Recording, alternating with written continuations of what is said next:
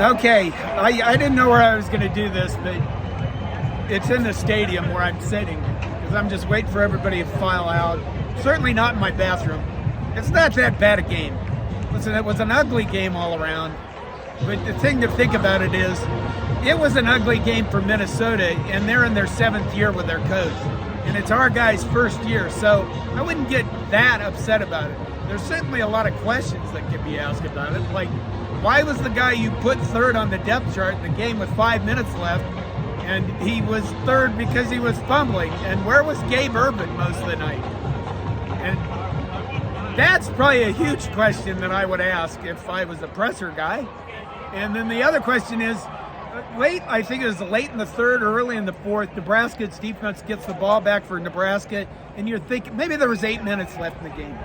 And you're thinking, okay, we could run the ball, we could extend possessions, and we could take care of the clock. And we come out and we throw 3 straight pass plays. 2 are incompletions after Jeff Sims really honestly proved that he's really kind of the same Jeff Sims he's been before, where he's prone to mistakes. I mean, that end of the half interception was just god awful. You know, the interceptions all around were pretty just horrible. And I think if you look at this is going to probably be the rest of the year, and that's the honest to God truth. We knew what kind of Jeff Sims was coming in. We heard this offseason stuff about him playing much better and stuff like that. But when you get out on the racetrack or out on the field, you know, shit gets real and things get a lot more difficult, and you have to make good decisions on the fly, and it's hard to do that, and he just didn't do it. My voice is pretty shot. First thing that happened after that field goal got made, there's a fucking Minnesota guy right in front of me, turns around, shakes my hand, says, "Thanks for coming. Good game." And I really wanted to punch him in the face. I mean, mostly the Minnesota fans weren't too bad, but I just thought that was kind of snotty. You know, that's the passive-aggressive nature, though, of Minnesotans. They're really just passive until they really can get you. I'm sure I'm going to get plenty of shit about this game. Oh, what else did we see? I think the offensive line looked a lot better than they have in the past. They were a work in progress. There were clearly, you know, some offensive things that I think really worked well. I don't know, this one's probably going to be short. Like I said, I don't have that much of a voice. Don't get too upset about this. I know that's what we do, is we overreact, and we're probably going to be really angry about it because we did give this away a game. We gave it away when we had it.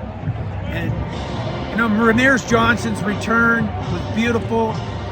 That whole sequence was beautiful. It was beautiful to be in the stands because the Minnesota fans, when the second half started, they were like smug and gloaty. And then that whole thing turned around on them. You know, especially during that backwards pass play, when all the Minnesota fans started screaming that it was a backwards pass because it was so awful. And then they were so upset when the ball went over everybody's head to Alex Bullock, I think it was. And everybody was shocked. I was shocked. I was like, shouldn't that be some kind of not able to do that kind of play? But no, it was, you know, it was neat. Defense was exceptional, I think. You give up 4 turnovers. You give up 4 turnovers, and you give up 13 points. And that, that's pretty good. And I think that we can look forward to the rest of the year having a defense that plays their ass off and actually looks competent and can play football instead of playing soft-ass football like we've seen the last 4 years, where they really didn't tackle hard. They weren't that physical. I thought they were very physical in the game. I thought that targeting call was pretty soft, but I'm way up in the second deck. I know that you guys look forward to the reaction videos. I had a lot of fun today meeting Husker fans, and I will say this. You know, it's amazing the last 2 days to be a Nebraska fan.